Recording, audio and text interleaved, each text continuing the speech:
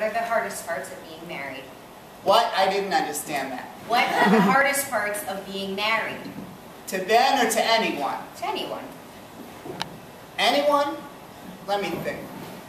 Well, with Jerry, the one thing that disturbed me was we were going to the opera one night, and he had bought a little hotel in Atlantic City, and he called me and told me he sold it. I said, how can you sell it without even talking to me about it?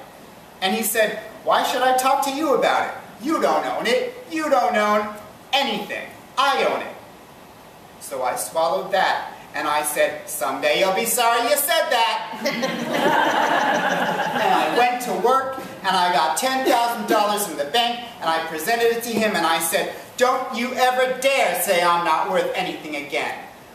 That was my experience with Jerry, and that was not a happy one.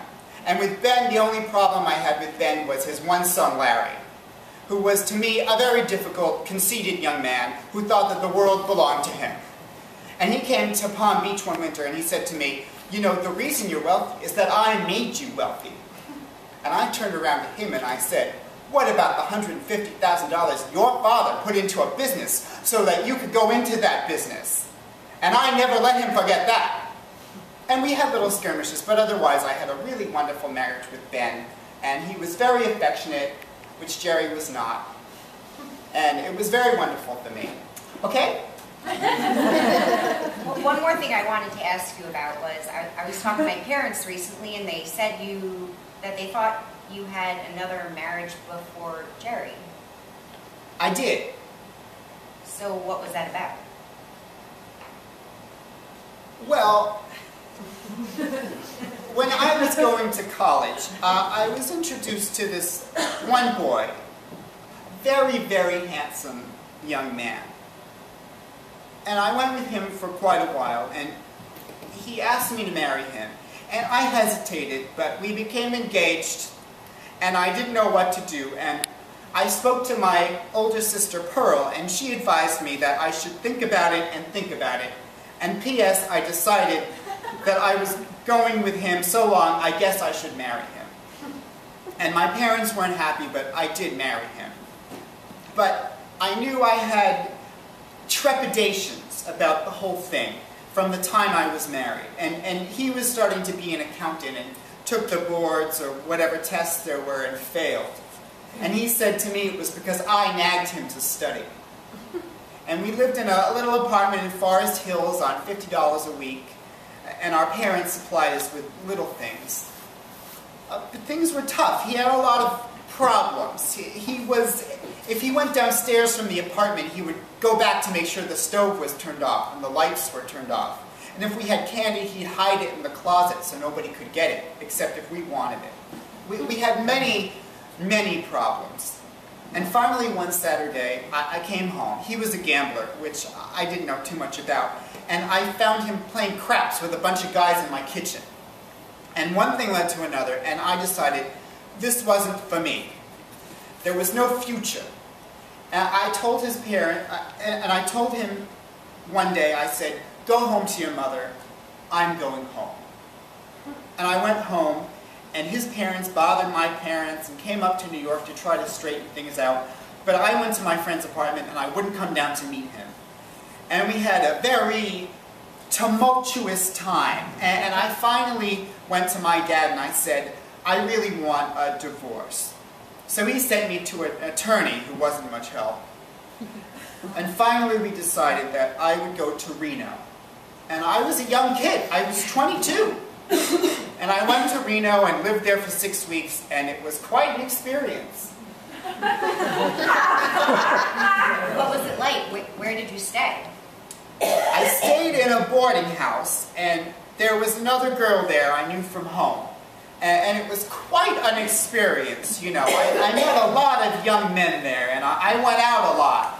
And a lot of boys, you know, wanted to keep going with me, but I didn't.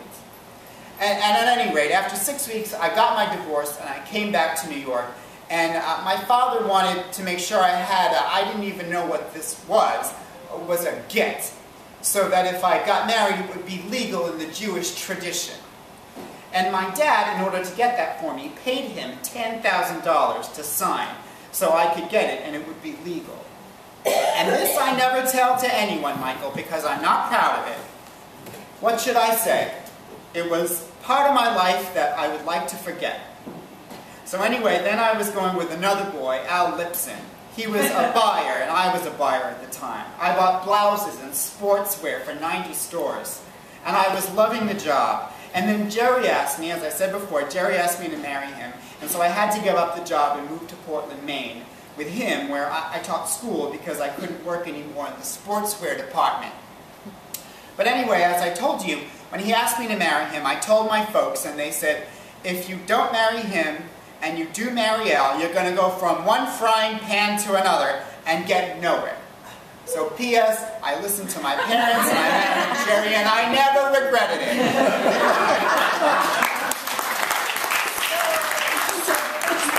What was his name? The first what? The first husband, what was his name? Oh, wait a minute. I forgot! That was wishful thinking. I'll think of it in a minute. Murray.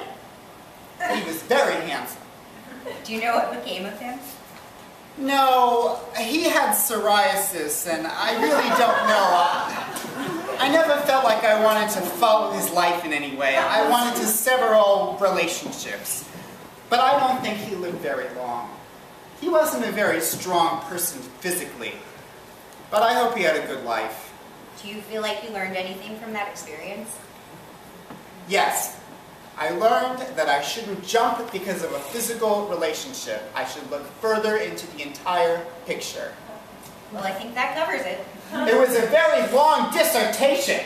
And now you know all about me, Michael, and all the things that I was and am. And I must tell you that as my life progressed, my intellectual capacity increased. And I'm very thankful for that. And my father was never very partial to me because my older sister was his love and my younger sister. They were both very study conscious and very, their positions in life were both social workers. So their lives were very different from mine. I was very business oriented and loved being in business. So when my dad was 80 years old, he turned to my sister and said, I never realized Doris was such a wonderful person. And that made me feel very good. But I'm very lucky that my life turned out the way it did. And look at the grandchildren I have! They're the best in the whole world!